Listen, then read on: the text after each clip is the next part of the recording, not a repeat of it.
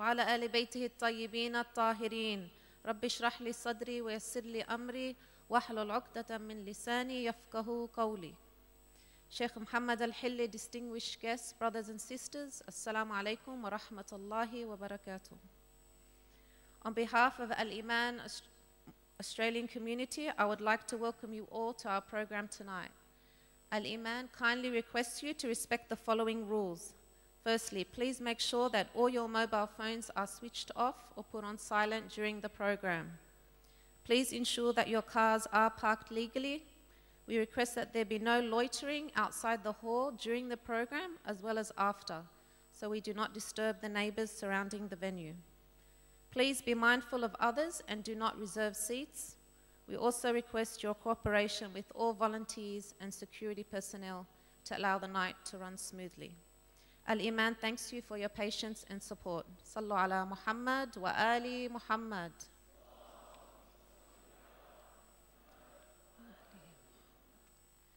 Every breath we take gives life to our bodies. Yet, on the flip side, each breath we take brings us closer to our death. Many near and far have passed away before us, and as the clock ticks on, it brings us news of another person whose time here has come to an end. Though what lessons have we taken from the passing away of others? Has it awoken us from our slumber, or are we still heedless? Within the Holy Quran are many examples of those who lived in the past. These stories are not just a form of entertainment, but within them are priceless lessons for mankind to take heed of. Allah subhanahu wa ta'ala says in the Holy Quran, "In their histories there is certainly a lesson for men of understanding." What are we waiting for, as time waits for no one? The present is the opportune moment for acting. As Imam Ali alayhi salam said in one of his sermons, "Are these people who are in their youth waiting for the back-bending old age? And those enjoying fresh health waiting for ailments? And these living persons looking for the hour of death? Let us awaken ourselves from our slumber and make our hearts submissive to Allah with the remembrance of death. Let us study the Holy Quran and learn from the lessons within, so we may be successful before the opportunity ends." Therefore, to further enlighten us with verses from the Holy Quran, please welcome Brother Muhammad Taqi to the stage with 3 loud salawats ala Muhammad wa ali Muhammad.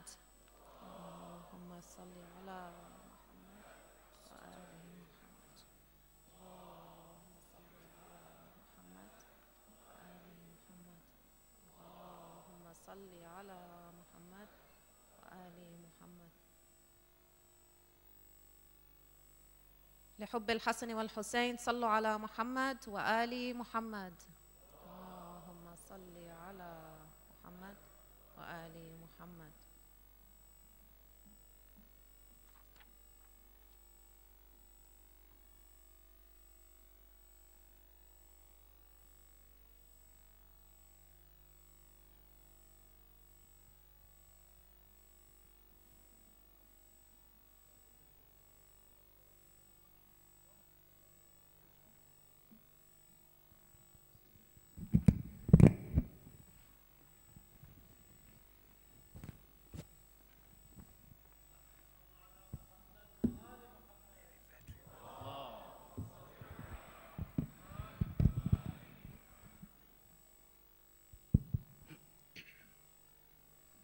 الصلوات على محمد وآل محمد.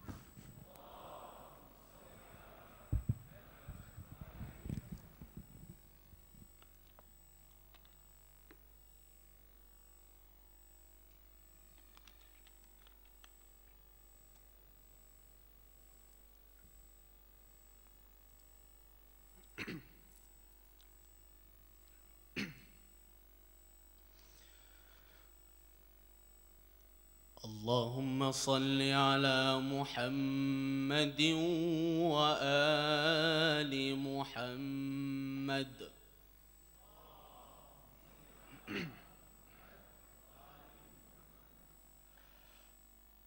أعوذ بالله من الشيطان الرجيم.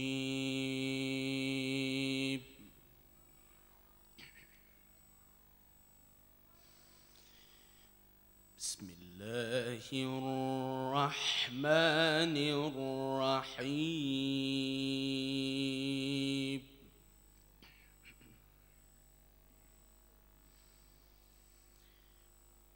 ومن يهاجر في سبيل الله يجد في الأرض مراغما كثيرا وسعة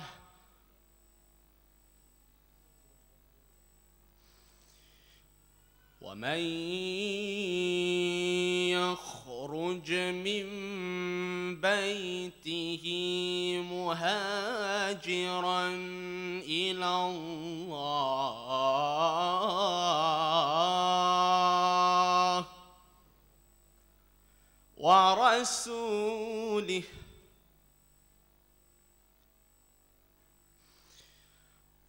ثم يدركه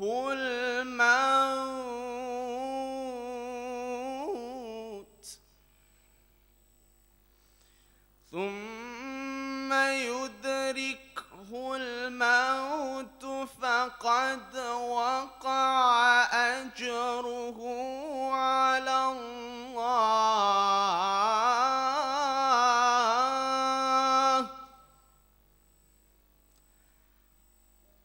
فقد وقع أجره على الله وكان الله غفورا رحيما.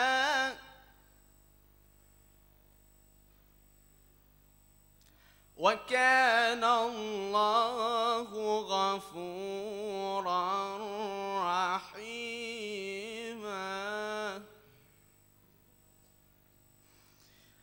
ومن يخرج من بيته مهاجرا إلى الله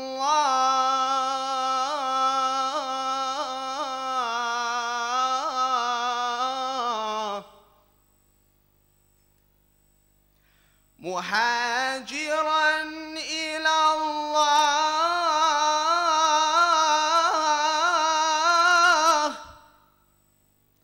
مهاجرا إلى الله ورسوله ثم يدركه الموت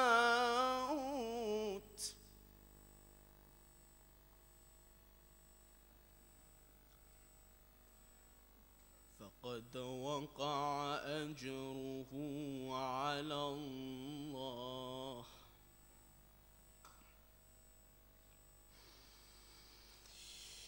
ومن يخرج من بيته مهاجرا إلى الله ورسوله ثم يدركه الموت فقد وقع أجره على الله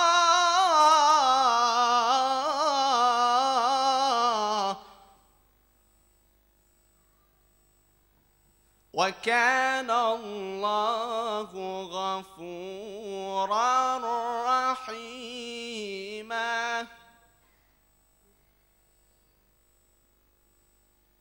ومن يهاجر في سبيل الله يجد في الأرض مراغما كثيرا وسعة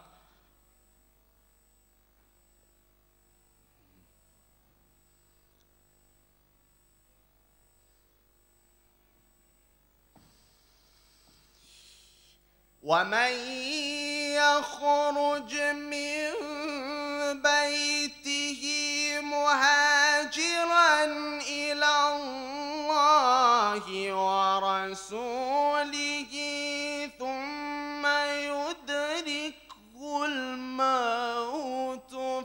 فقد وقع أجره على الله،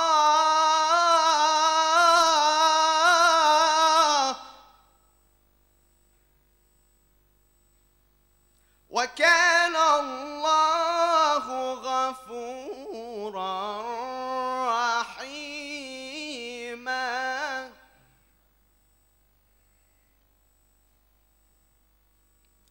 وكان الله غفورا رحيما.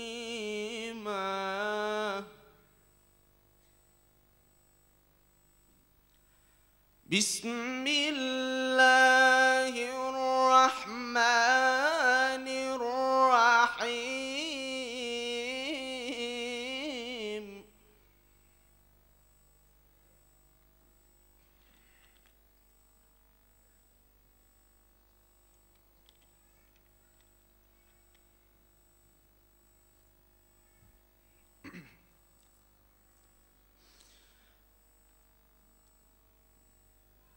بسم الله الرحمن الرحيم.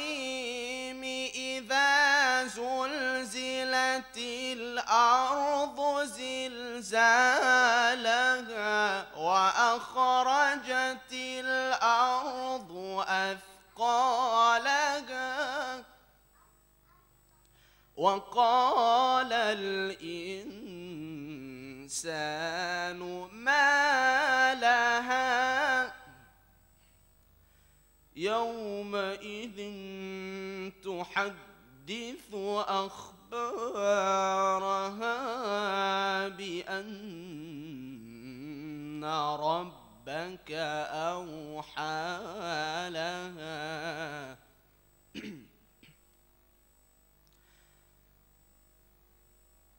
بسم الله الرحمن الرحيم. إذا زلزلت الأرض زلزالها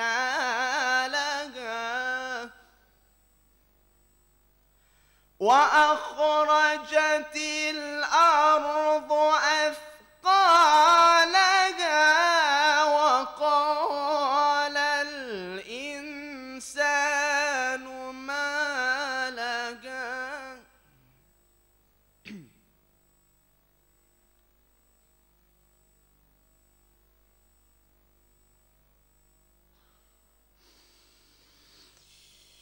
إذا زلزلت الأرض زلزالها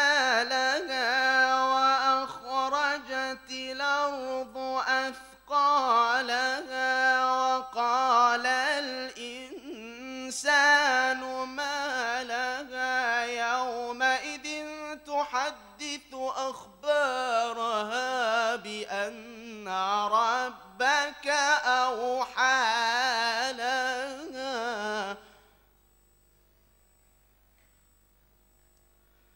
يومئذ يصدر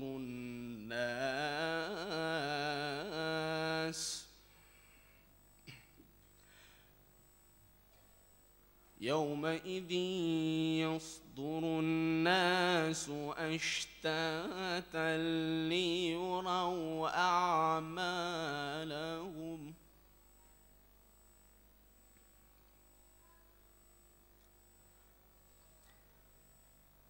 إذا زلزلت الأرض زلزالها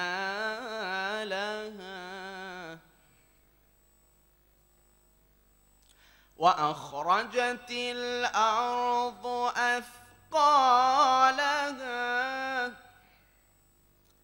وقال الإنسان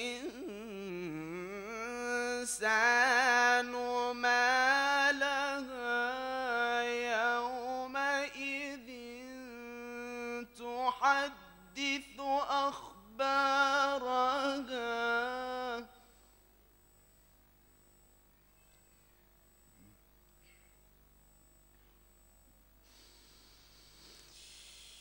إذا زلزلت الأرض زلزالها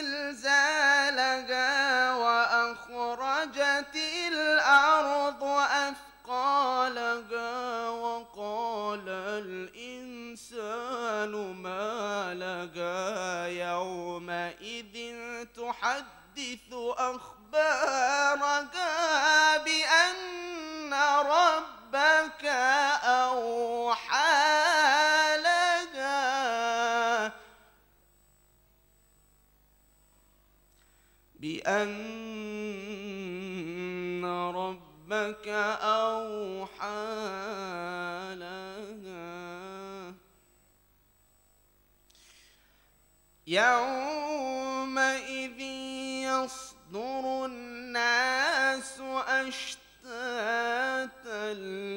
ليروا أعمالهم فمن يعمل مثقال ذرة خيرا يره ومن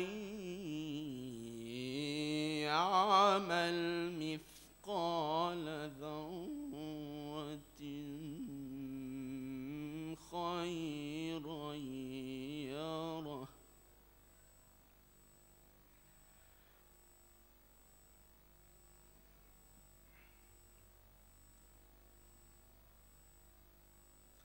فمن يعمل مثقال ذرة خيرا يره ومن يعمل مثقال ذرة شرا يره صدق الله العلي العظيم.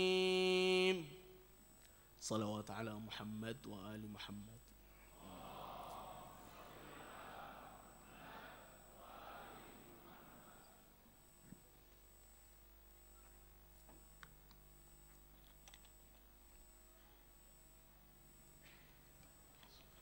It's not working. You gotta get that one. Thank you, brother.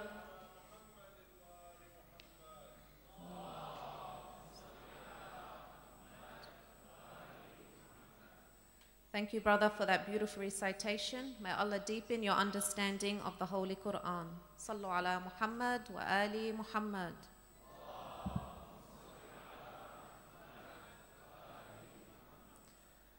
The Arba'een pilgrimage is the world's biggest annual peace gathering in which every year millions of people from all over the world walk tens of kilometers across Iraq to Karbala, where Imam Hussein alayhi salam is buried, to mark the end of the 40-day mourning period following the day of Ashura.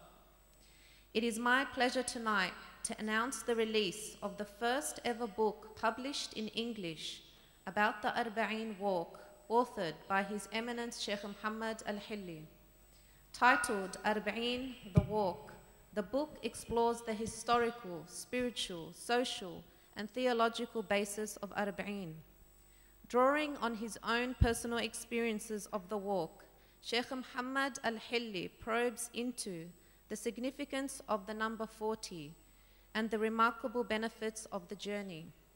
It also includes essential tips for those taking part in the walk and personal experiences from around the world, as well as reflections and etiquettes of the visitation and much more. This book is a must-read for anyone wanting to know more about the annual walk undertaken by millions.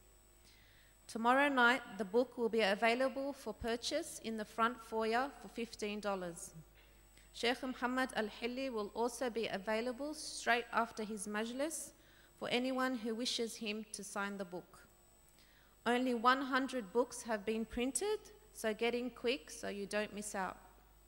Those who wish to reserve a copy of the book tonight may do so by leaving their name at the front desk.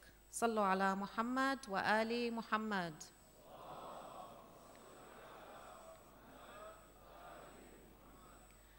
Man is attracted to what he loves and exerts all of his energy to get closer to that which he loves, assuming he will find happiness and peace when he obtains what he desires. But how many times have we chased what we love to be disappointed in realizing Inner peace is nowhere to be found. A feeling of emptiness filled our hearts.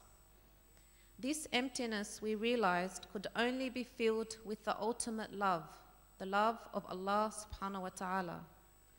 For a true believer, his love of Allah is so intense and overflowing that every action is performed to gain the pleasure of his beloved Lord. In the Holy Quran, Allah subhanahu wa ta'ala says to Prophet Muhammad, "Say, surely my prayer and my sacrifice and my life and my death are for Allah, the Lord of the worlds." An all-comprehensive manifestation of such a perfect submission was also seen in Karbala, when Imam Hussein alayhi salam sacrificed all that he had in the way of Allah. In his last moments, Imam Hussein said, "O merciful Lord of the worlds, Hussein, your servant, has given you everything he had received from you in your way.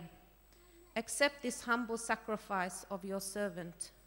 If the grandson of your messenger had more, he would have given it to you willingly." Reflecting on these words makes us question ourselves and our intentions in our everyday actions. If we love Imam Hussein alayhi salam, let us follow in his example and strive to fall in love with Allah the way Imam Hussein alayhi salam did. To help us restore the sanctity of our hearts by filling it with the love of Allah, please welcome His Eminence Sheikh Mohammed Al-HILLI to the stage with 3 loud salawats ala Muhammad wa Ali Muhammad.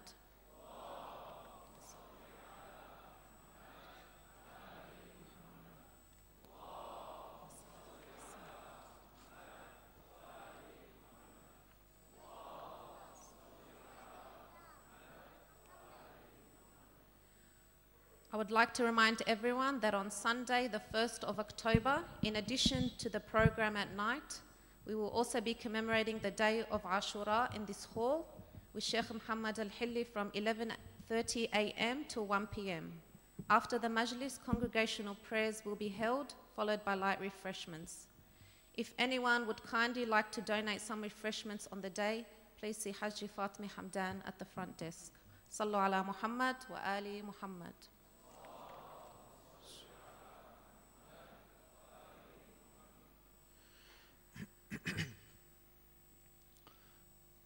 أعوذ بالله السميع العليم من الشيطان اللعين الرجيم. بسم الله الرحمن الرحيم. الحمد لله رب العالمين. الحمد لله والحمد حقه كما يستحقه حمدا كثيرا. وأعوذ به من شر نفسي إن النفس لأمارة بالسوء إلا ما رحم ربي. والصلاة والسلام على أشرف الأنبياء وسيد المرسلين خاتم النبيين سيدنا وحبيب قلوبنا وشفيع ذنوبنا أبي القاسم محمد. اللهم صل على محمد وآل محمد وعلى أهل بيته الطيبين الطاهرين المعصومين المطهرين المكرمين. ولعنة الله على أعدائهم أجمعين من أول يوم ظلمهم إلى قيام يوم الدين. السلام عليك سيدي ومولاي يا أبا عبد الله، وعلى الأرواح التي حلت بفنائك. عليك مني سلام الله أبدا ما بقيت، وبقي الليل والنهار، ولا جعله الله آخر العهد مني لزيارتكم. السلام على الحسين وعلى علي بن الحسين وعلى أولاد الحسين وعلى أصحاب الحسين جميعا ورحمة الله وبركاته. صلوات.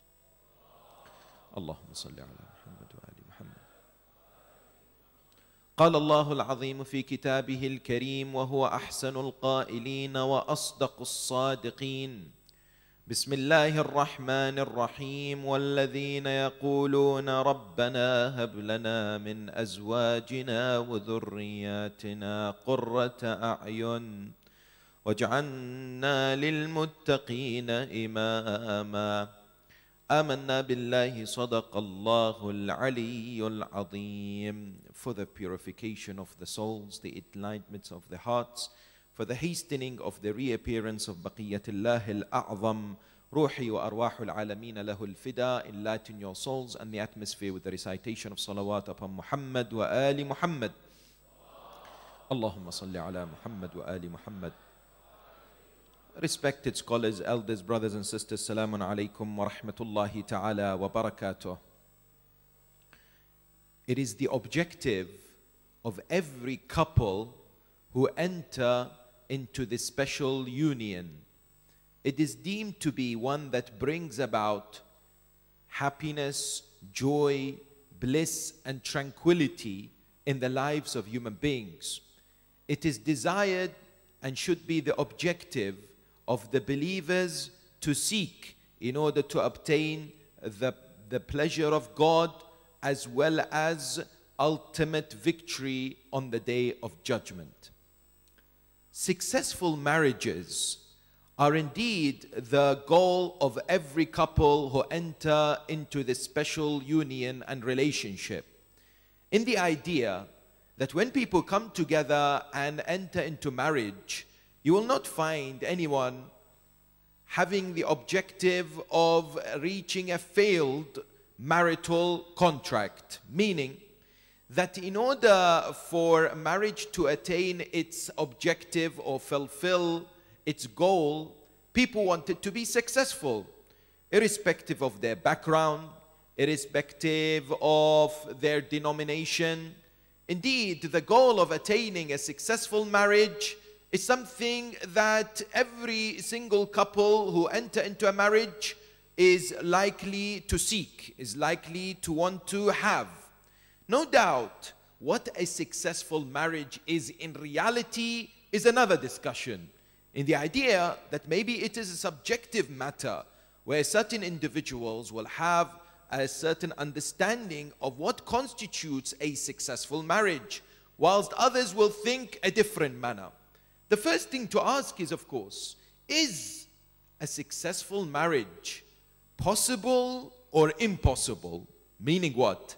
Meaning that many people have come to discuss the achievement of such a realization, in the idea that some people say that when it comes to marriages, it is what deemed to be something which is quite challenging for many people. They have witnessed the rise of divorce rates, for example, in many parts of the world and in many communities. Here in Australia, statistics from 2015 by the government shows that divorce rates increased by 4.3% from what? From 2014. Similarly, we find people are putting off marriage. In the United States, it is recorded that in the 60s, approximately 76% or over 18s were married. Today is what? Is about 50%. Which highlights what? Which highlights that marriage as an institution is indeed in danger, because there are many fears in the hearts and in the minds of people when it comes to this particular relationship, and that they see examples before them, they see things happening, and they wonder whether a successful marriage can actually materialize. Can it actually happen? Yes? There are some who have said it is impossible. There are some who have said something like this can never be achieved because of their preconceived ideas. There are some who have said, well, you can try. For example, Socrates, the famous philosopher, Greek philosopher, what does he say? He says, by all means, get married. If you marry the right person, you're happy. If you marry the wrong person, you'll become a philosopher. That is according to this particular individual. Others have said, I have seen individuals who have reached a certain level of their lives, and what? The continuous bickering and the conflicts and the disagreements that people witness and see between husbands and wives are what? Placing this notion of attaining happiness and success in zawaj or marriage as a far-fetched thought. Someone said that once there was a couple who were in their 70s. They went on a vacation. When they went on a vacation, it is said that the wife was in the supermarket. She was caught stealing. She was taken to court. The judge asked her, what did you steal? She said, I stole a can of peaches, inside, peaches. He said, how many peaches were in this can? Why did you steal? She said, I was hungry. I opened it up. I stole it. He said, how many peaches were inside the can? She said, 6. He said, because of this, I will sentence you to 6 days in jail. All of a sudden, her husband was sitting in the court. He said, Your Honor, I need to add some more information. He said, what is it? He said, my wife also stole a can of peas and sweet corn. The realization is what? That sometimes this is seen in marital examples between people that sadly exists in many parts. When we look at this whole institution, of course, the religion of Islam comes forward to highlight how sacred this relationship is in the eyes of Allah subhanahu wa ta'ala. I tell you, how beautiful has the Quran talked about marriage. Allah tabaraka wa ta'ala says, it is amongst His signs. وَمِنْ آيَاتِهِ أَنْ خَلَقَ لَكُم مِّنْ أَنفُسِكُمْ أَزْوَاجًا. When Allah tabaraka wa ta'ala links this to Himself, the idea must indeed present to us that it is indeed special. No doubt, when the Almighty said, I am the one who is blessing this relationship, and it is amongst my signs. Similarly, الرسول الأعظم والنبي الأكرم محمد صلى الله عليه وآله وسلم.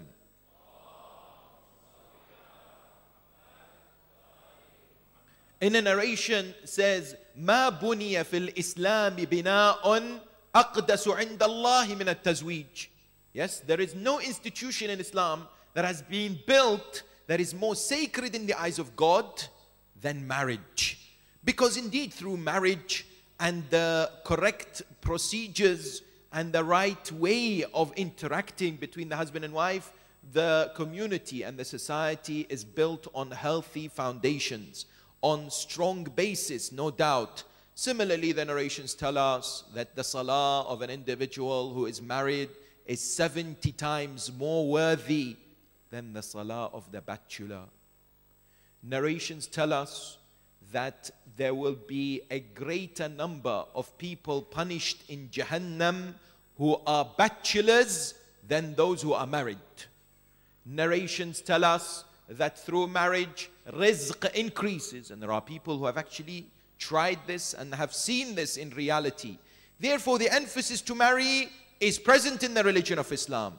Yes, it's highly recommended. Ulama say that on secondary considerations, al-anaween al-thaniya in fiqh, they say marriage can sometimes become obligatory if the individual is committing sins, if the individual is falling into error and disobedience of God by not being married, then marriage becomes obligatory upon them. Sometimes some of our brothers and sisters, they struggle when it comes to convincing their parents. They say, I need to get married. They say, you're too young. You're not yet, for example, qualified as a professional. You're not yet in the state financially to be married. They struggle. One of the areas is that, God forbid, if there is a committing of dhunub and sins, indeed our ulama are quite clear on this area, that the marriage indeed must take place to safeguard one's religion, no doubt. So therefore, the question must be presented, and that is what? And that is a successful marriage in the eyes of the religion of Islam through modern day as well, tips and recommendations. Is it something that can be achieved? And if it is something that can be obtained, how do we look for it? How do we attain it? Because sometimes when you discuss this subject, those who are not married, they say, you know, it is not for me. I'm not yet married. I'm not in that zone yet. And those of our brothers and sisters, may Allah bless them, in their 40s and 50s, alhamdulillah, who have been married for so many years, they think it's not for me. Yes, my marriage is good. My marriage is, alhamdulillah, intact. Yes. No, the subject is relevant for all. Why? Because those who are seeking to get married need to prep themselves and get in the stage of preparation from this moment, in that it is not about understanding the prerequisites later when they perhaps find their spouse. Similarly, those who are married, there is a need to continuously maintain the marriage. There is a need also to be exemplary role models for others, especially for the children. Yes? Therefore, it is a subject that is relevant to different people at all different age groups, for example, and phases as far as marital life is concerned. Before discussing this subject, though, I would like to touch upon a very critical area which is needed for us to appreciate where we stand today as far as marital conflicts, as far as marital assistance, as far as general care in the community associated with marriage and family life. When we look around in different societies, we find there is a very interesting phenomena that has existed for many years. You'll only perhaps pick on this if you're focused on this area, if you do research on the subject of marriage, if you attend courses, if you buy books and read the books. What is that? Very interestingly, what I found is that in different areas in the Western world, here, for example, in America, in Europe, what do we find? We find there is a very strong movement in terms of providing services for the community as far as marital counseling, therapy, assistance, books, workshops, all kinds of things out there. From what? From the church and from those who are followers of the Christian faith. You go on Amazon, for example, you search for books on marriage. You'll find books such as, for example, The Marriage Book or Seeking a Happy Marriage, for example. You think, wow, let me buy this book, yes? When you buy this book, what do you find? You find it's often written by individuals who are espousing the Christian faith. And within the book, they have references quite frequently to the Bible, but they embed it within the actual discussion. So people think, okay, that sounds good, yes? But they've become very active in this regard, yes? This doesn't necessarily mean that the books are not to be bought or read, but just to highlight the point. Where are we with regards to such work? What do we mean? Today, when we look at our communities, there is no doubt that many of us are aware that we are facing challenges as far as family life is concerned. The first challenge that we are facing is with regards to definition of what a family is. Because I tell you, the definition is no longer a female and a male coming together under one particular household. There are now other definitions as far as what a family is in the Western world, yes?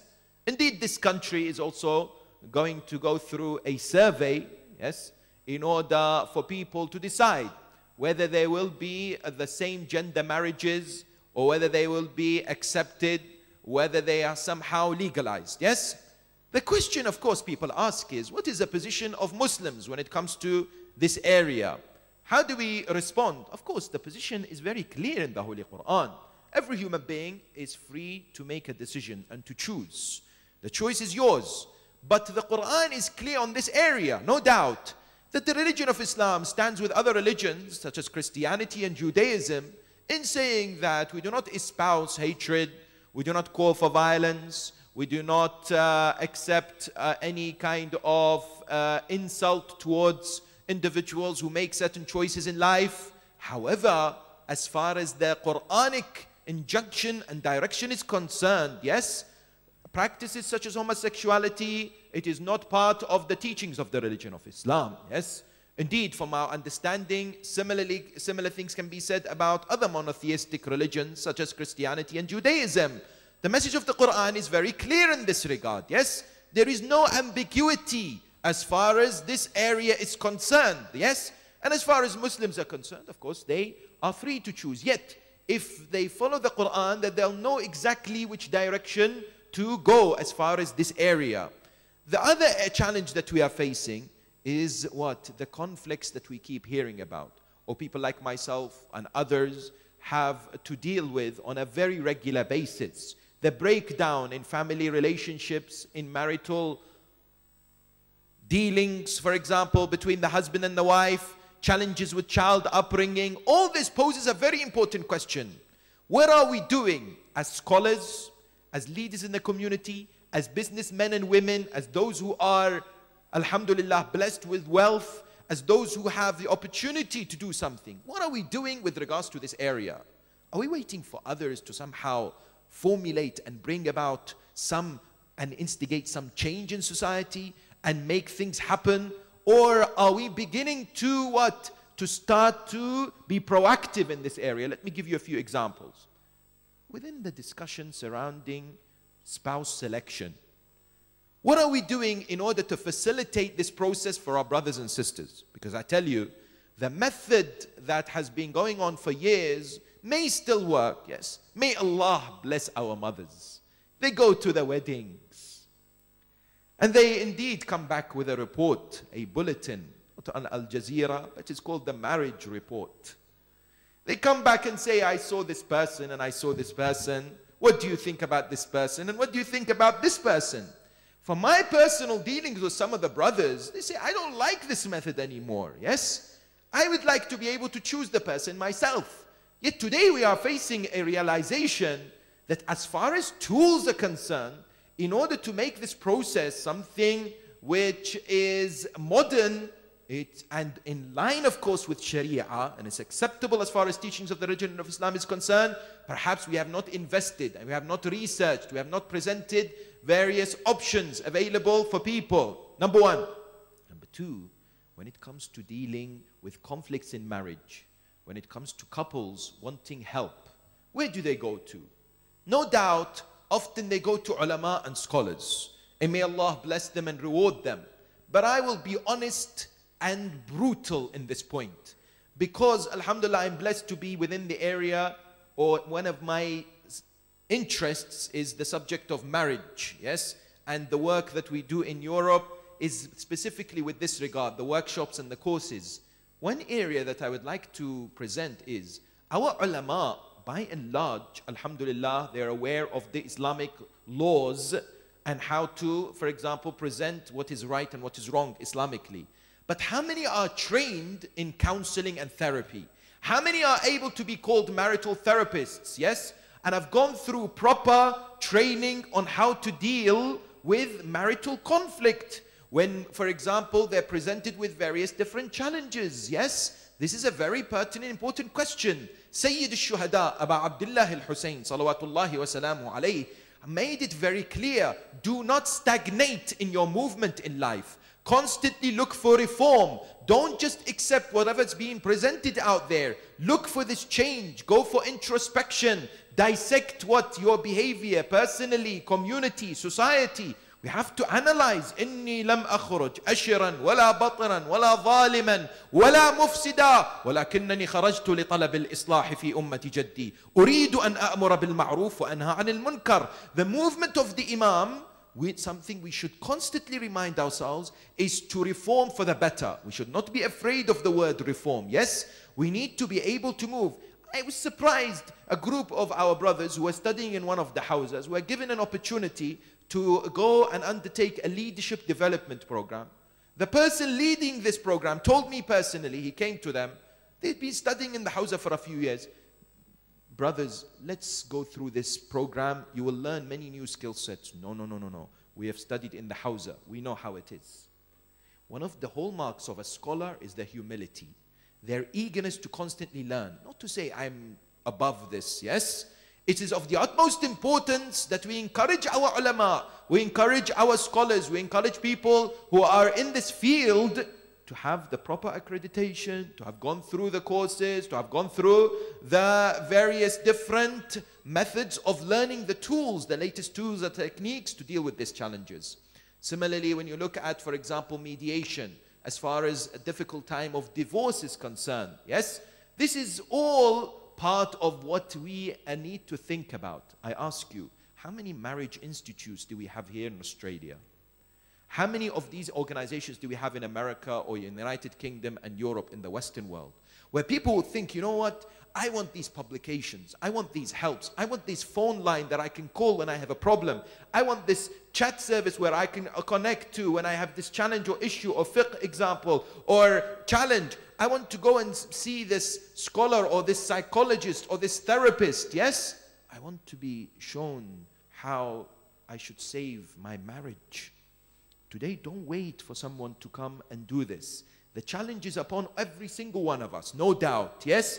Let's not wait for example, leaders of the community or anyone else out there to initiate such a process. We need to think about these things. We need to build for the future of our community. We need to ensure that as far as future generations are concerned, we have thought about necessary tools for them to what? To enhance this very important relationship that exists and needs to be protected and needs to be developed. Yes? Let's have a look at this idea. The first point to indeed present and question is, as far as marriages are concerned, what are the causes of marital breakdowns?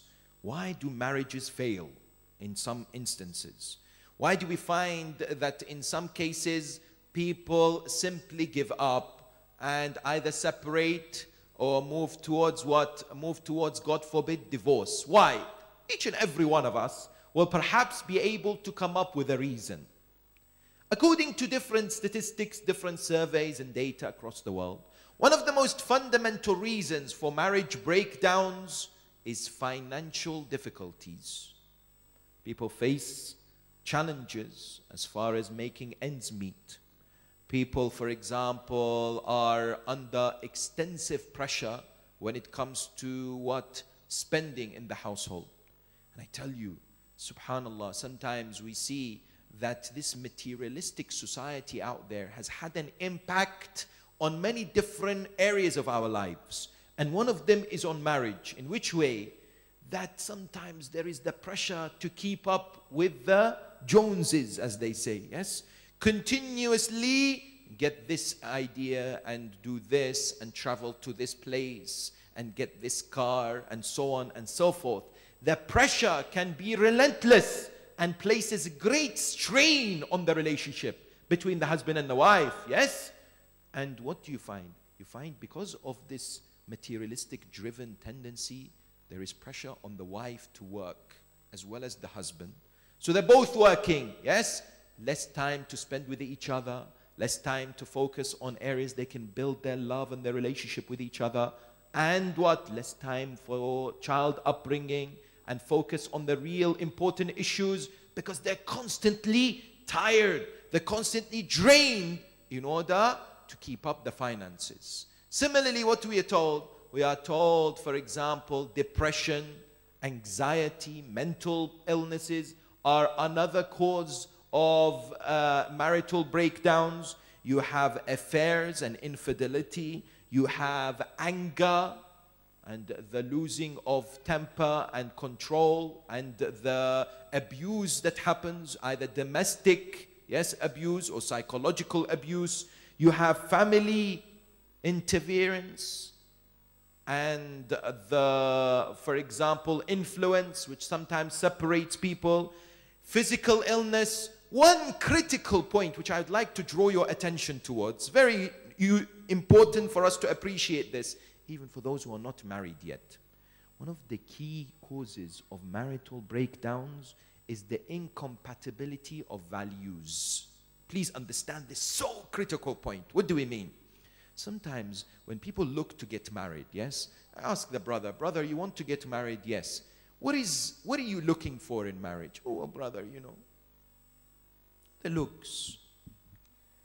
And you know, they must be from a particular family, and you know, they must be educated very well. Yes? These are, you know, objectives and wishes that not necessarily bad. Yes?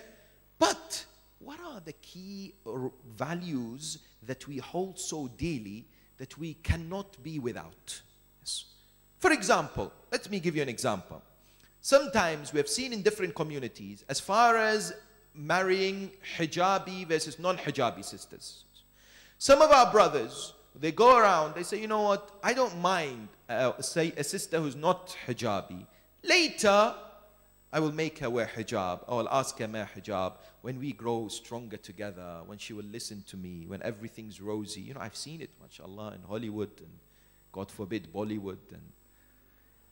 And I've, you know, she will listen to me and, you know, everything will be fine. Don't worry. Everything would be good. On the other side, some sisters, yes, sometimes wearing hijab, they feel under pressure. Sometimes they say that I'm not in a position to get married. Why? Because the brothers out there are looking for non-hijabis. And because I'm a hijabi, I'm disadvantaged. I say to those sisters, if a brother is looking for an individual in life and wants you to take off your hijab, he doesn't deserve you. Doesn't deserve you. Don't start off your life with the disobedience of God at the expense of what? At the expense of angering Almighty subhanahu wa ta'ala and pleasing some human being. Yes? These are sometimes for certain people values. They will never compromise on these values. Now, what happens is, if the marriage is based on incompatible values, later on cracks begin to appear, and the cracks become bigger and bigger, because for both the husband and the wife, these values are dear to their hearts, and they didn't think and place them on the table at the beginning when they're searching. They're looking more in a more lustful intention sometimes when they want to find their husband or wife, rather than what really matters as far as husband and wife is concerned. Similarly, what do we find? The studies today, indeed, psychologists have talked about. What have they talked about? They said today we are experiencing a very interesting phenomena. This phenomena is where people are very much geared towards giving up and acquiring new things very, very quickly. Remember, in this day and age, when things break down, for example, you've got a TV, maybe it's a few years old, you don't think to fix it. The normal procedure is, I'll just get a new one, yes? People, often what is happening out there is they're not focused on mending their relationship. There is the new term which is known as the throwaway marriage, which means people are more reluctant to be patient, to try hard for their marriage to be strengthened, but they consider the option of separation and divorce very quickly, yes? Without necessarily placing the effort and going through the struggles and the difficulties to make it work. And they start to drift apart. I remember reading the story of an individual who married someone. He was from a background where during his childhood he was poor. He never understood certain techniques and etiquettes. She was raised in a respected family, and she used to have birthdays and whatever. When they got married, her first birthday, she was expecting that, you know, he really looks after her in that way. That, for example, he brings her the flowers. That, for example, he surprises her. He bought her, he knows that you have to buy, ideally, and you know, God help those who forget their birthdays of the other, yes? What happens is you need to bring gifts or presents. So he bought these gifts and he placed them in a plastic bag. You know, he bought them from the supermarket. He left them in the kitchen. 2 days before her birthday, she came and found it there. She said, what is this? He wasn't really bothered. You know, he needs to keep a secret. He needs to wrap it. On her birthday, on the exact day he came, he gave it to her in the plastic bag and said, happy birthday. Now, she was quite upset by this. She's never been given a birthday present like this ever in her life. She stormed out of the house, yes? She wouldn't speak to him that day. Later he came back and said, what's wrong? She's like, you know, maybe he doesn't know, but she kept the hurt. But there was what? There was no discussion of this issue, and they began to drift apart. She began to think that he doesn't really love me, because who would do this to their own wife? He began to think that, you know, she's a very complex, difficult person. Who wouldn't accept this gift? I bought her a gift, you know. She should accept it, right? So they started to drift apart, and unfortunately, that was the precursor, and they eventually divorced. What we are told is this unfortunate tendency to give up quite quickly is a hallmark of modern day living. Sadly, this throwaway marriage is another cause of the breakdown in relationship. Therefore, the question that is being posed is, how do we work towards attaining a successful marriage as far as recommendations and tips are concerned? Ultimately, the most important factor that must be kept into consideration in the eyes of the couples and anyone out there who ventures into this very important journey in life is to make God, Allah subhanahu wa ta'ala, the center stage of marriage. Please understand and appreciate this very pivotal point.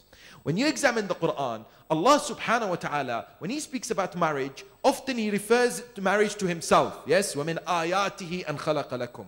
Allah tabaraka wa ta'ala in Surah An-Nisa, يا أيها الناس اتقوا ربكم الذي خلقكم من نفس واحدة وخلق منها زوجها. It is me who has made this marriage something very pivotal. Yes. Similarly, He refers to the nafs, the idea of the soul, which the ulama then come to conclude that as far as marital relationship and marriage is concerned, it is so sacred because Allah subhanahu wa ta'ala has made it so. And in order for it to be successful, God must be in the center stage of everything that we do. In some cases, we lack spirituality in marriage. What do we mean? When you look at, for example, the beautiful life of Amir al-Mu'mineen, Ali ibn Abi Talib, and Sayyidatul Nisa Fatimatul Zahra, salawatullahi wa salamuhu alayhima, a wonderful example of a couple who indeed placed Allah subhanahu wa ta'ala as center stage for their relationship. What do you find? Everything fell into place because the pleasure of God was of the utmost importance. It was the number one goal in their mind. In which way? One day somebody came to the Holy Prophet, An-Nabi al-A'zam al-Rasul al-Akram, Muhammad sallallahu alayhi wa alihi wa sallam.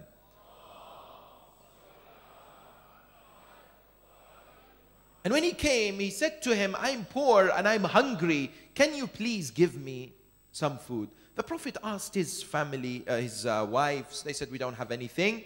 Amir al-Mu'mineen was in the mosque. He said, Ya Rasulullah, I'll take him home. Now, Sayyida Fatima, salamullahi alayha, did not know that this man is coming, yes? When Amir al-Mu'mineen brought him home, there is one objective in the household, the pleasure of God. Whatever Allah is pleased with, we're happy with. We'll sacrifice as long as we attain the pleasure of the Almighty. So the man is bought by Amir al-Mu'mineen. Do you know what Sayyida Fatima does? She discusses with the Imam. She doesn't discuss and say, why did you bring him? We don't have food. They didn't have enough food. They had food for one person. Neither herself, nor Imam, nor their children had eaten. So they both, because there is that compatibility, they speak with each other. They decide that we're going to place the children asleep hungry. And we're going to serve this food to this poor man by blowing off the candle so that he doesn't realize that Imam Amir al-Mu'mineen is not eating with him, so that he is fully satisfied. Allahu Akbar. Notice the love that these individuals have for humanity for the sake of Allah. Yes? When this man eats, he's not bothered that it's in the dark. As long as there's food before him, he eats. The next day, the Prophet of Islam says to Amir al-Mu'mineen, Allah has rewarded you and has honored you with a verse in the Quran. Bismillah ar-Rahman ar-Rahim, chapter 59, verse number 9. وَيُؤْثِرُونَ عَلَىٰ أَنفُسِهِمْ وَلَوْ كَانَ بِهِمْ خَصَاصَةٌ. They prefer others over themselves, even though they needed it more. Such is the spirit, yes? We are told if we fear God in marital relationships, if we make this objective very, very clear, if we become partners as husband and wife, helping each other to achieve that idea, to achieve that noble goal of what? Of paradise, of working hard, seeking the pleasure of Allah subhanahu wa ta'ala, of complementing each other as far as that journey is concerned, then what? Then we are on the right track in this regard. I tell you, it is mentioned, and please don't forget this, in marriage, it is recommended for you and I to be the soap or the candle. Which one would you like to be in the marital life? Yes? What do we mean? When it comes to the candle, what does it do? When you light up a candle, it lights the area, yes, whilst it burns itself. Yes, it is helping the people around. Yes, it burns itself. True? What does the soap bar do? If you have a soap bar, it also what? Its size is reducing. But when people use it, it is beneficial. It's helping the cleansing of their hands. Yes, therefore, indeed, in a marriage, we are recommended that we practice self-sacrifice, altruism. Brothers and sisters, sadly, the ego and self-centeredness and the idea of me first and everyone else second sometimes overwhelms us. Sometimes we deal with our spouses as our number one enemy. Sometimes we deal with them as our adversaries rather than our best friends. And not only best friends, people, because we are believers, yes? There may be wrong happening. But above all, we must keep reminding ourselves of the bigger picture that exists. The bigger picture for us is akhirah. Dunya is very short. Dunya is temporary. You and I, when you and I understand this important prerequisite, we can certainly move on and are able to connect the various pieces of the puzzle as far as attaining that successful marital relationship is concerned. Similarly, moving on, we are told that as far as a key factor in this objective is communication. What do we mean? Yes. Studies have shown many a times breakdown in marriages is a result of a breakdown in communication. But I tell you, communication is a very huge area. People often say, what are you talking about? 3 fundamental things of great importance. Number one, the spending of time together. What do we mean? In this day and age where it's so busy, we're constantly on the go. We're either on the phones, when we're eating, we're engaged. Yes, people are on the phones too or distracted. There is a need for us to have protected time as couples. Yes. Time where quality interactions takes place. Yes, it is designated and something that is presented and looked after, and it is something that happens on a frequent basis between the husband and the wife. And even if sometimes we have to compromise on our other activities, on things that we like to have and do, but marriage is more important, and to preserve the marriage is more critical. That's number one. Number two, talking. What do we mean? Imagine that, for example, there is a person, a husband, who's sitting before a television screen. When they sit before a television screen, their wife is sitting next to them. The wife is talking to them. They've come back from work, yes? The husband is saying, yes, yes, I know. Yes, no doubt. Yes, I agree. Yes. And they're watching the TV, flicking through the channels. Oh, did you see this? Oh, look at this. Oh, really? Yes, yes, yes. And all of a sudden the phone rings, yes? He picks up the phone. Oh, mashallah, Habibi Hassan, how are you? Long time, no see. What's going on? The wife is thinking, hold on a minute. I've been talking to you for the last 10 minutes and you're just, yes, nodding. Now your friend calls and you're giving him your full attention, yes? Rasulullah Muhammad sallallahu alayhi wa alihi wa sallam.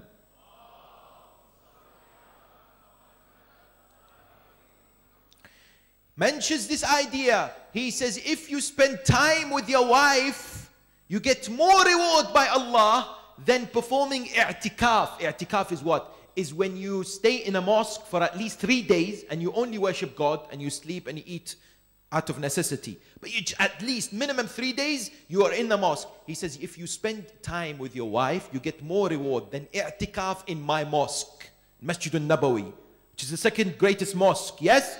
This is not a small matter. Abu Dharr al-Ghifari, Ridwanullahi ta'ala alayhi, one day came to the Holy Prophet. Said, Ya Rasulullah, teach me something. I want hasanat. I want to improve my relationship with Allah. The Prophet said, when was the last time you spent time with your wife? He said, what? That's something we do on the side. He said, no, no, no, no. Go to your wife now. Spend some time with her. That is beloved to Allah. Indeed, when we converse with each other, the conversations must be much more than how was your day. Because often that's how the conversation is. And we tell the other of what? Of how we went through the different, for example, stages. It should be more about our feelings, our thoughts, our experiences. Today, studies have shown that is much more effective. Yes? With this talking, there must be active listening of great importance. Yes? That there is attention that is given as far as this process of communication is concerned. Yes? Due diligence is given, that it is not just passed by, but careful attention is given to both talking and listening.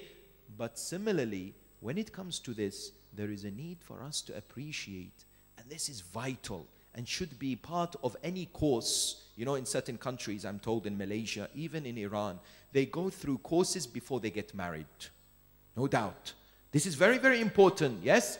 They go through these training, because like anything else in life, you want to learn to drive, you need to go through a course, yes? You need to be taught. What gives us the assurance that I know how a marital life is? I tell you, most people don't. You know why? Because Allah Tabaraka wa Ta'ala has created the males and the females differently. They are different. Yes? And sometimes some of our brothers, as well as some of our sisters, they get the shock of their lives. The first year, second year in marriage, they say, oh my God, I didn't know it's like this. I see my mother and father in a particular manner and I thought that's how marriage is. Yes? The realization today is what? Today we have textbooks, we have instructions out there to highlight not only the physiological differences between males and females, but the psychological, the way they think, the way they expect certain factors in life, yes, that needs to be mastered, that needs to be developed.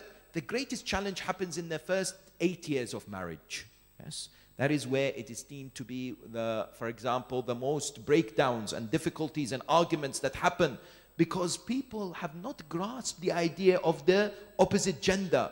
I give you examples. There are works that have been published in this regard. Yes, you and I have come across some of these works perhaps that highlight the difference between the male and female in the way they interact. Yes, as an example, it is mentioned that women, females, are what? Are process oriented, whereas males are solution oriented. What does this mean? The husband comes back from work. When he comes back from work, he comes home, the wife has had a very tremendously difficult day. She's had a very hard time. So she says to him, you know, the day that I've had. He says, yes. She says, in the morning, the vacuum cleaner didn't work. And then I tried, I was cooking, and then I was speaking to my mother, and the chicken and the rice was burnt because I left it and I didn't realize it was on the oven. Yes? Then what? Then I got a call from school that our son was in trouble. I had to go to the head teacher. Yes? Normally, the male who is solution oriented, what does he say? The response to the wife, that is normally, but it's not the right response, is don't worry, I'll fix the vacuum cleaner, we'll get a takeaway, and I'll sort out our son. But it is more likely that the wife was looking for empathy, attention, and someone to relate to her, rather than just solutions being presented. Yes? It is more likely that she wanted that sentence from the husband, I'm so sorry to hear this, you're going through so much, may Allah bless you, I pray for you. Yes? Things like this, yes? It is different to the first thing that comes in, because that's how men work. Yes, that's how men work. You know, when people, the males, they speak to each other, they're immediately looking for solutions, how to do things, right? Similarly, we are told that when there is a problem, the female comes to the male, the wife comes to the husband and says, you know what, I'm upset. Oh no, she doesn't look happy. The husband comes to her and says, are you okay? She's like, yeah, I'm okay. He says, very well. He moves on. The realization is no. The wife wants the husband to say, hold on. No, you're not okay. I want to know what's wrong with you. Tell me. Give me let me find out. Is it this? Is it this? Have I done something? Yes? It is the call from the wife to say, investigate further. Don't just walk away. Ask, yes? Whereas the husband, the male, when they're upset, they go into a cave. They go, into isolation. Yes? That's how we've been presented with modern day understanding of the different setups of the males and females. This information, I've just given you the tip of the iceberg. We need to know so that we are able to communicate with the other effectively. And one of the key factors when it comes to successful marriage is to understand love. My dear brothers and sisters, please pay attention to what I'm about to say. When you and I converse with others, when we have a conversation, we need to have the understanding of the language that they speak. Otherwise, if I speak to a Chinese person who doesn't know English, I come and speak to them English or Arabic, they stare at me and say, I don't know what you're talking about, yes? In order for that person to understand me, they need to understand my language. Similarly, we are told, as far as love is concerned, which is a prerequisite for a happy, tranquil marital relationship, love, there are languages to express love. There are ways in which the husband and the wife present their love to the other. Sometimes what happens is, if we don't master the love language of our husband or wife, we are barking at the wrong tree. Meaning that we're doing something, we think we're expressing love, but the other side is not necessarily receiving it, because that's not how they expect to be loved. Yes? Let me give you an example. Today there is a book which is known as The 5 Love Languages by a man by the name of Gary Chapman. Yes? He talks about these 5 love languages. He says they are, for example, words of affirmation, acts of service, gifts, yes? When it comes to intimacy and touch, as well as quality time. He says these are the 5 love languages. Sometimes a husband presents a gift to the wife. She's not really looking for that gift, yes? She's looking more of him providing some chores in the household. That is an act of service. That will mean much more to her than what? Than, for example, words of affirmation, when he would express his love towards her, yes?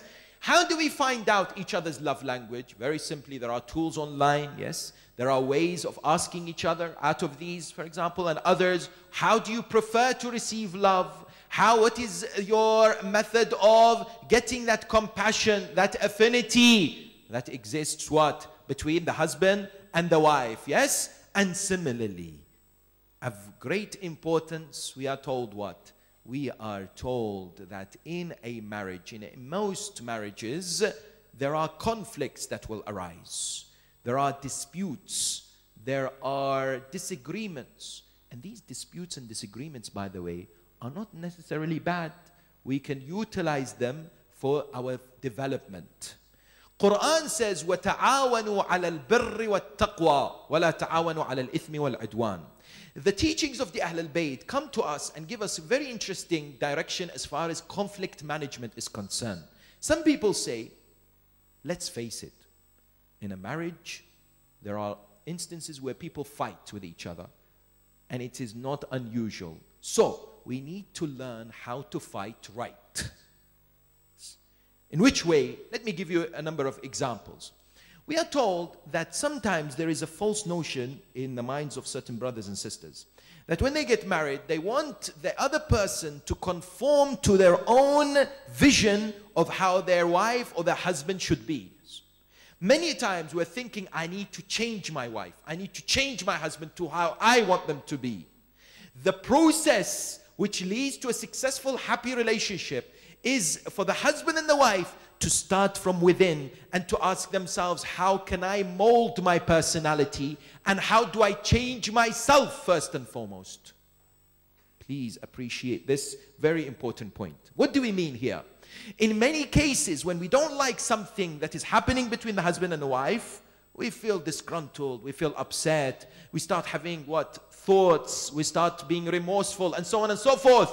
But the realization is there are different ways to come out of this by looking at ourselves and how we can adapt to the situation and compromise and work together to come to a meaningful solution together. No doubt, in many cases it requires both the husband and the wife. But if we do it for the sake of Allah, many a times if the husband or the wife is stubborn, God forbid, and they're not willing to change, let's not be afraid to change, yes. We're not necessarily perfect when we enter this relationship, yes. It is the marriage is the combination of two imperfect human beings coming together to attain perfection in Jannah. That is what it is. So, we indeed become the mirror of each other in that as far as this notion of dealing with conflict is concerned, there are some tips that are presented out there. The first is, let's choose the time for our arguments or disputes. It is said today in studies, the evening is not a good time. People are tired. Yes. People are depleted of their energy. So we are told, pick the right moment. Because sometimes people will say things that they don't necessarily mean. Yes. Secondly, if we do not address the problem of anger that we sometimes express, yes, and the words that we choose, there is no justification for insult. Don't say, yes, she said this about me, or she said this, or she mentioned this.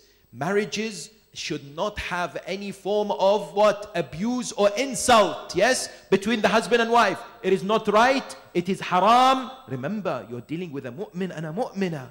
They have the sanctity, they have the sacredness. Just because your wife doesn't give you the green light to mention certain words against them. And similarly, when it comes to the wife too. But, do they happen? Yes. How do we react to it? Of great importance is the power of forgiveness and the power of patience. So pivotal in this particular relationship. Yes? We are told, similarly, when we have these debates, when we have these heated arguments, we should avoid using you. We should instead use I. I am disappointed. I wasn't expecting this. Not you are this. You are how this. You never this. Yes? Similarly, there are certain words that should never be used when it comes to conflict. And that is always and never. Don't ever use these words. Always and never. You never love me. You never give me this. You always shout at me. That's not true, yes? But it's the human being's own tendency to try and exaggerate and to make themselves feel better by making this statement before the other, yes? When it comes to this notion of trying to deal with a conflict, many times when there is this conflict or when there is a heated discussion, we don't listen to understand. We listen to reply. So when the wife or the husband is talking and saying, you know, I'm very disappointed. When we went out, you did this. You're thinking, how am I going to respond to this? The first thing that comes to the mind is how to respond. Whereas in reality, let me understand where she is coming from. Let me see, maybe there is some truth to this notion. Maybe I need to work on some areas. Yes. Therefore, the realization emerges, and that is what? And that is, these are some of the factors and some of the ways in which we can look. And I end with this point. There is so much more that we can say. Like I said, these are all tips of the iceberg, but we need to investigate. We need to research, yes? We need to find out more. There is the love languages, and there is also the apology languages. Meaning what? Let's learn how and which language to address the other when there is a heated disagreement. What do we mean? We are told today that as far as dealing with conflict is concerned, there are different ways of expressing an apology. Sometimes some people would say, I am sorry. Sometimes some would say, I was wrong. Sometimes it is, what can I do to make it right? Sometimes is, I won't do it again. And sometimes is, will you forgive me? Now, it could be others, yes? We need to sit down and decide what is the best way. How do you prefer when it comes to these areas, when it comes to expressing apology, yes? And when you and I express apology, it is not a matter of weakness. People think, I never say sorry because that means she's won and I've lost and I can't bear with that. No, we should not think in that way. If we center everything around Allah, I'm doing it for the sake of Allah, Allah is going to be pleased. Why? Because I'm crushing my own ego. Yes. And no doubt, yes, I would do it for the sake of maintaining a happy, healthy marital relationship. Yes. Arguments, for example, should not happen in front of the children. Similarly, arguments should not necessarily be left to brew and get bigger and bigger. We should not come up with files from before. We should deal with the matter in question, not bring up issues of the last year or the last week and the last month if they're not related. Yes, these are all pointers on how we should develop ourselves and truly focus and work as a team, yes, as a mu'min and a mu'mina that Allah has blessed to come together, and we have a responsibility to build this important unit in the society, which is known as the family, to preserve it and to what? And to make it that which brings about righteous children who learn the best ways to practice marriage and marital relationship from their parents. And that's why when you look at the 10th of Muharram, you look at the epic of Karbala, you look at the story of Aba Abdullah al-Hussein, there are indeed examples of human beings, of great individuals who have recognized and indeed have left this legacy as far as being role models for both men and women is concerned, especially the youth, yes? And indeed one of them is Ali al-Akbar, salamullahi alayhi, yes. Ali al-Akbar, according to some narrations, was the oldest son of Imam al-Hussein alayhi salam. And indeed the Imam would have a special relationship with Ali al-Akbar, in that some point to the fact that on the way to Karbala, what do we find? We find that Imam alayhi salam, whilst he was riding, he fell asleep just for a few minutes. Ali al-Akbar was right next to him. When he came back, Ali said to him, "Father, what has happened? I saw that you drifted away." He said, "I saw death approaching us." Yes, death coming towards us. Yes. Ali al-Akbar says, "Abata, alasna ala al-haq? Are we not on the right path?" Imam al-Hussein said, "Of course we are." Yes. Ali al-Akbar responds, "Then we are not afraid whether death comes towards us or we go towards death." This was a demonstration from the Imam of the beauty and the wonderful personality of Ali al-Akbar. That is why one of the most painful moments for Abu Abdullah al-Hussein was the moment that Ali al-Akbar, the first member of Bani Hashim, came to seek permission. Imam al-Hussein normally would say to people, "Go back." He would not normally give permission to the people, except of course some of his companions. But as far as his family members are concerned, he would often refuse. But for Ali al-Akbar, he wanted one thing. He said to him, "Bunay Ali, ilayya ilay, ashummuka wa tashummuni, uwaddi'uka wa tuwaddi'uni." هذا الوداع, Allahu Akbar. It was the time to bid farewell. For Ali al-Akbar, it was the matter of bidding farewell for his father. The narration says they embraced each other. One narration says they fell onto the ground. They were unconscious because they were crying. As may Allah never show a father a moment that they were about to lose their son or their daughter. Yes, it is not something that normally fathers see. Yes, but Abu Abdullah had to see so many calamities. He had to see so many difficulties in his life. Yes, and especially on the 10th of Muharram, The narrations point that when Ali al-Akbar rose to go to the battlefield, Aba Abdullah raised his hands and prayed. He said, Allahumma ashhad ala ha'ula'i al-qawm faqad baraza ilayhim ghulamun ashbahu an-nasi bi rasulika sallallahu alayhi wa alihi khalqan wa khuluqan wa mantiqa. This man that has emerged now to the battlefield, Ya Allah, be witness against these people, because he resembles Rasulullah in his appearance. He resembles the messenger with his akhlaq and the way he speaks. Every time we wanted to see Rasulullah, we would look at Ali al-Akbar. This would happen in Medina. People would come. They say, we missed Rasulullah. How does he look like? They would be told, go to the house of Hussein. There is a man by the name of Ali al-Akbar. He resembles Rasulullah the most. This is perhaps something that was even more heartbreaking for Imam al-Hussein alayhi salam. Ali al-Akbar goes to the battlefield. He fights valiantly, courageously. The thirst is heavy on him. He's still fighting. According to some narrations, his mother Layla was there on the plains of Karbala. Allahu Akbar. The mothers out there, they know how difficult it is to see their sons go for the final time and lose their sons. But Layla wanted Ali al-Akbar, wanted to see him one more time. She came out of the tent. She saw Aba Abdullah. She saw the face of Hussein change. She said to him, my master Aba Abdullah, has any harm fell upon my son Ali? He said to her, there is an enemy who had come to fight him. I'm afraid that he will hurt him. But Layla, if you want to see your son again, ask Allah, for the dua of the mother is answered by the Almighty. Layla enters the tent. She sits on the prayer mat.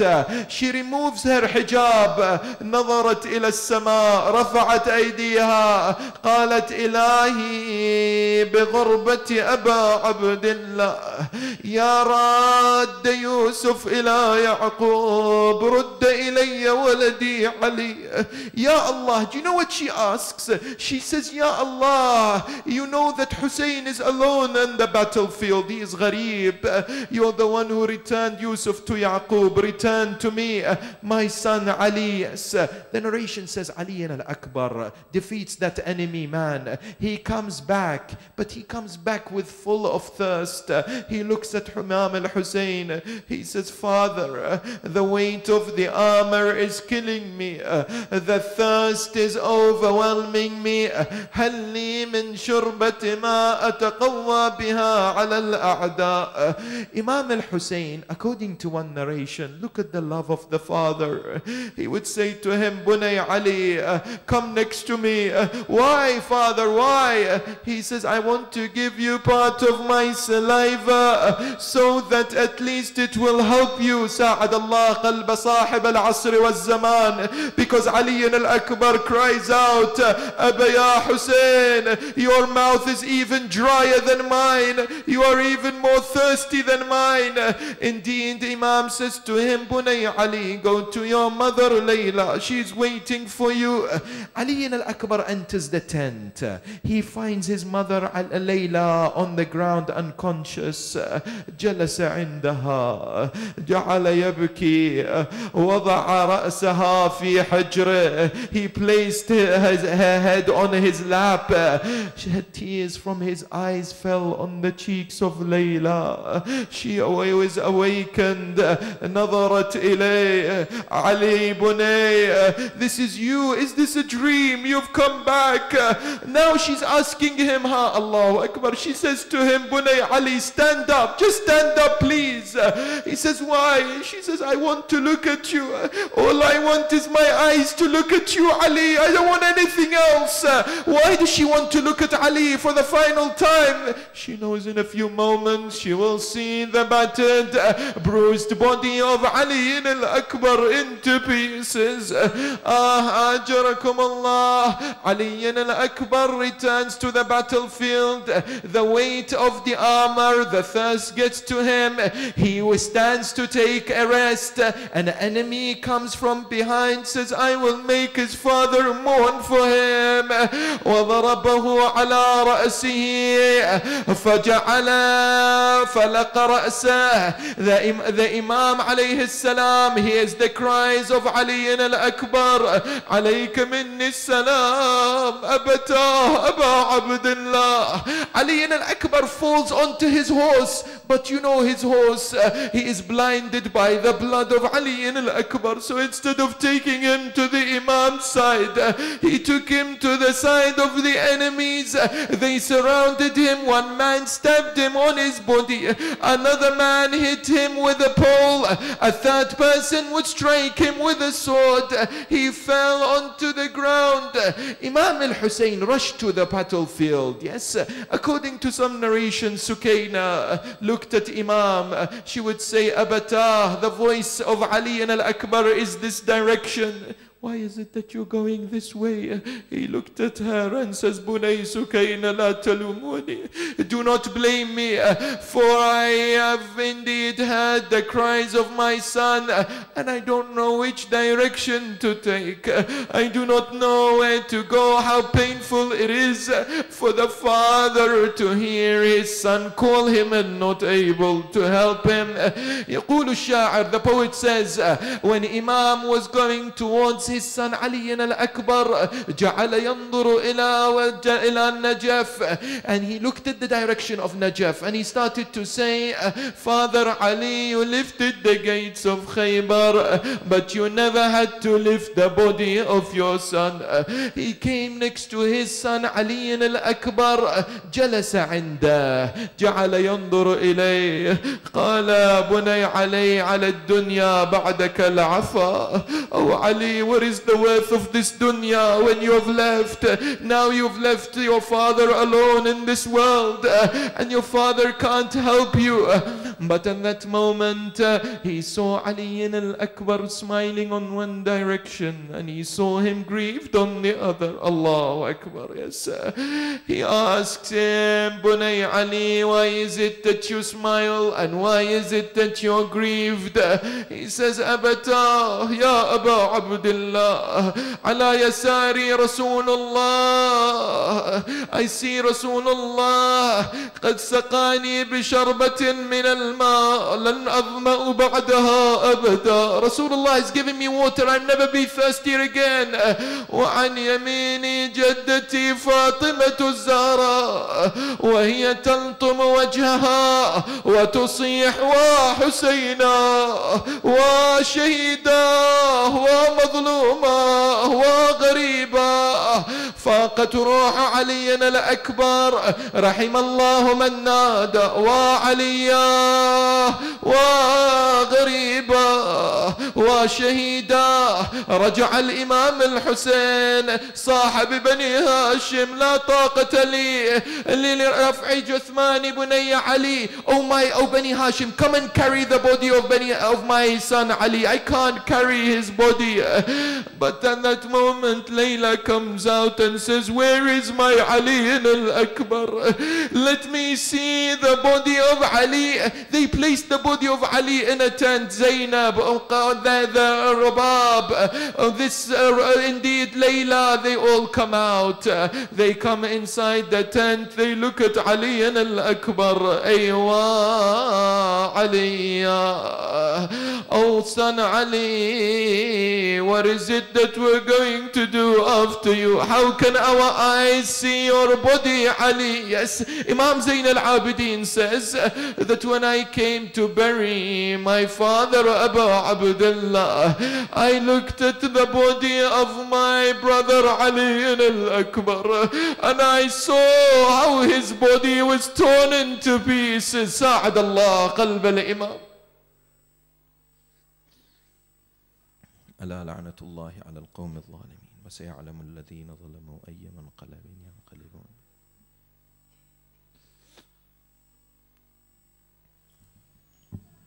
Brothers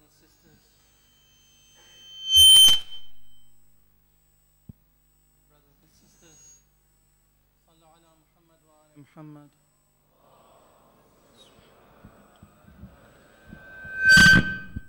If I can please request everyone to stay seated just for 5 minutes.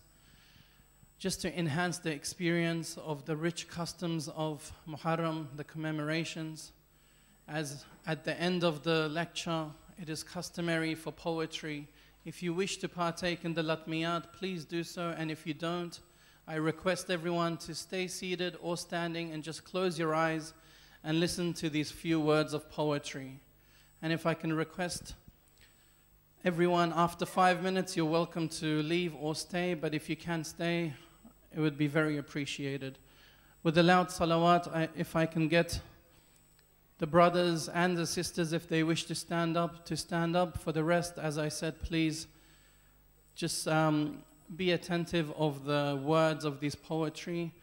And it's a conversation between Imam Hussein and Ali al-Akbar on the battlefield just before he is about to die.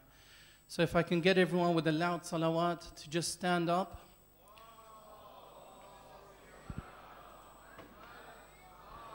And those who wish to come to the front, please feel free. I saw you torn, Ali my son, Ali my son. I saw you torn, I saw you on the dust lying. For your father you were crying, now in my arms you are dying. Ali my son. Everyone repeat. Ali my son. Raise your hands. I saw you torn, Ali my son, Ali my son. I saw you torn, I saw you on the dust lying. For your father you were crying, now in my arms you are dying. Ali my son, Ali my son.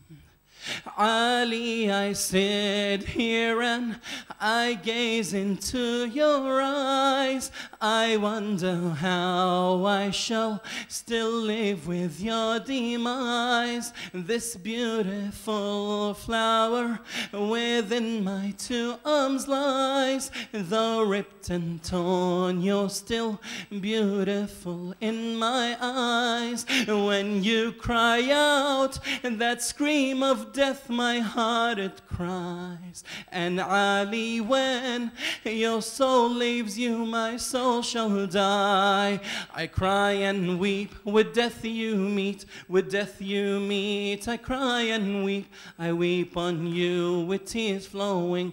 My heart can't bear this grief knowing that soon from my arms you're leaving. Ali, my son. Everyone, Ali,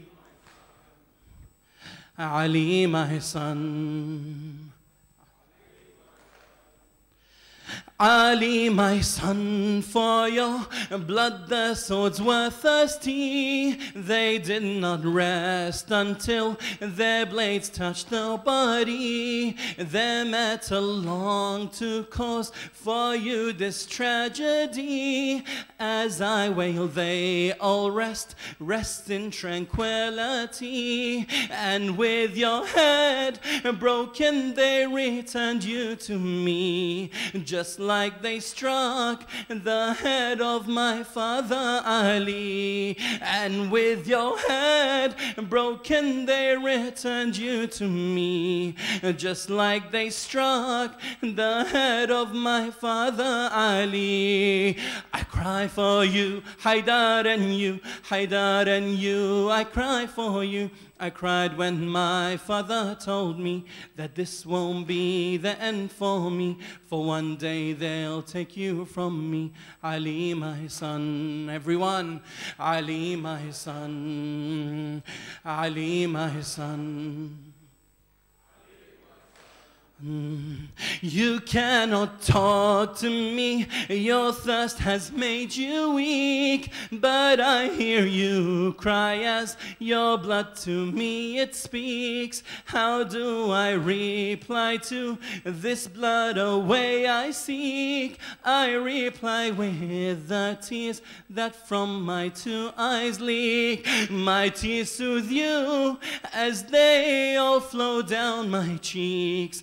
as I embrace you, all my tears with your blood meet. Your death I greet, with me it meets, with me it meets. Your death I greet, death innocent, we away. Death is soon taking you away, just like the swords upon you prayed. With it takes away my days. Ali, my son. Ali, my son. Ali, my son. Poetry by Nuri Sardar. God help you with God help my two eyes with the things that they have seen. I hold my son in my arms and in pain he screams. I wish it were unreal, a nightmare or a dream. I wish it were anything but the real thing. His tears and blood on my two arms, his head between, as I embrace him, and on me in pain he leans. My heart taken, where is patience? Where is patience? My heart taken, oh patience, with sorrow I stand. Far be it that you understand, to hold your dead son in your hands. Ali, my son. Ali,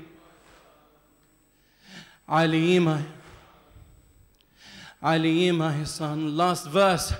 He raises his head up and he gazes at me. He says, I see Haydar bringing water to me. He tells me, Father, I want you to stay with me. I tell him, oh my son, only death stays with me. Ali, when I'm alone and no one's left with me, I shall welcome Shimr when he sits upon me. Ali, when I'm alone and no one's left with me, I shall welcome Shimr when he sits upon me. I see you die, my soul it cries, my soul it cries. I see you die. When my time comes, to you I'll come, to you I'll come. When my time comes, when my head with your head is raised, into your eyes, my son, I'll gaze. I shall remember all your ways. Ali, my son. Everyone. Ali, my son. Ali Akbar, Allahu Akbar, Ali Akbar, Allahu. Everyone, Ali Akbar, Allahu Akbar, Ali Akbar. Ali Akbar, Allahu Akbar. You have been chosen to be our first martyr. Ali Akbar, Allahu Akbar. I'll soon follow you, meet you at the Kawthar. Brothers, are you ready? Oh dear son, do you know how much we love you? When we would be missing the Prophet, we would look at you. Give us energy, recite adhan for me. Let me hear your voice. We've now reached the end, and here we have no friend. There is no other choice. Oh Ali Akbar, you are my delight, my joy. But you belong to God. Ilay raji'un. Show them we are not afraid. Show them God's with us. Go embrace your death and I'll meet you soon. Ali Akbar, Allahu Akbar, Ali Ali Akbar, Ali Akbar. Ali Akbar, Allahu Akbar. You have been chosen to be our first martyr. Ali Akbar, Allahu Akbar. I'll soon follow you, meet you at the Kawthar. Oh my son, yes we are on the true path. Don't be deceived by their numbers, most have weak faith. I'm the same Hussein, the one that Prophet said, Husseinun minni, go forward Ali. They'll wake up maybe, in you they'll see Nabi. Oh Ali Akbar, you are my delight, my joy, but you belong to God. Ilayhi raji'un. Show them we are not afraid, show them God's with us. Go embrace your death and I'll meet you soon. Ali Akbar, Ali Akbar, Allahu Akbar. MashaAllah. Thank you for everyone who was here. Allahu Akbar. Louder. Ali Akbar. MashaAllah. Ali Akbar, Allahu Akbar. Ali Akbar. Ali Akbar. La ilaha illallah. La ilaha illallah. Muhammadur Rasulullah. La ilaha illallah. La ilaha illallah. Muhammadur Rasulullah. Aliyan waliyullah. Aliyan waliyullah. Aliyan waliyullah. Raise your hands. La ilaha illallah. La ilaha illallah. Muhammadur. La ilaha. Muhammadur Rasulullah. Aliyan waliyullah.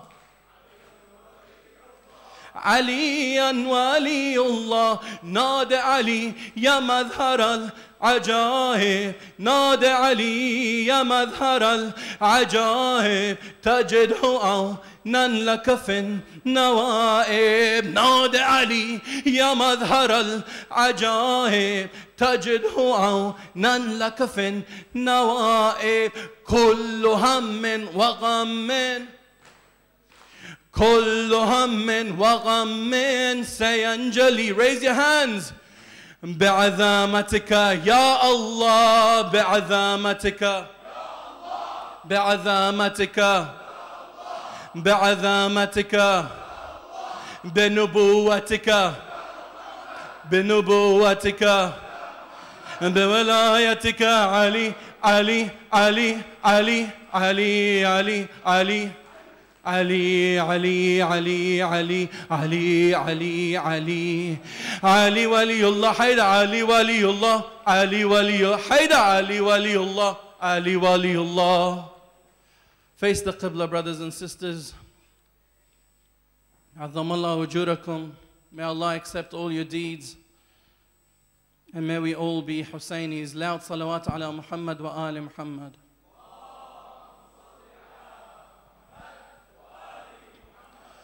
السلام عليك يا أبا عبد الله وعلى الأرواح التي حلت بفنائك. Everyone all together.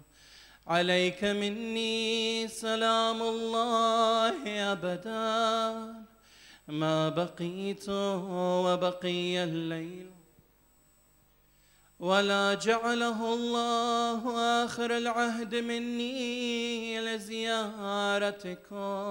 Everyone.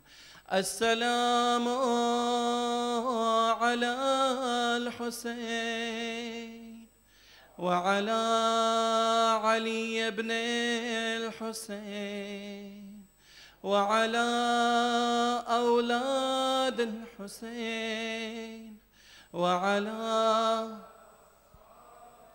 one more time collective voice السلام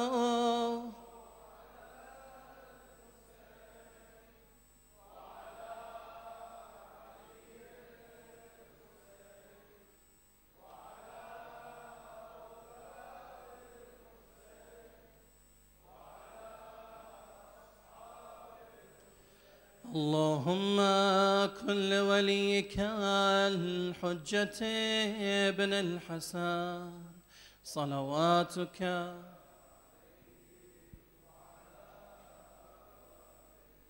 في هذه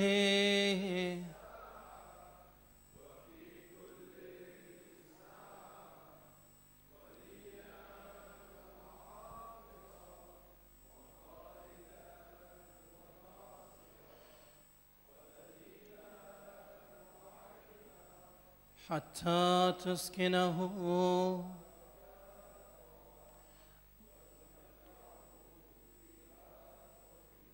برحمتك يا أرحم الراحمين. With your loudest of voices, صلوا على محمد وآل محمد.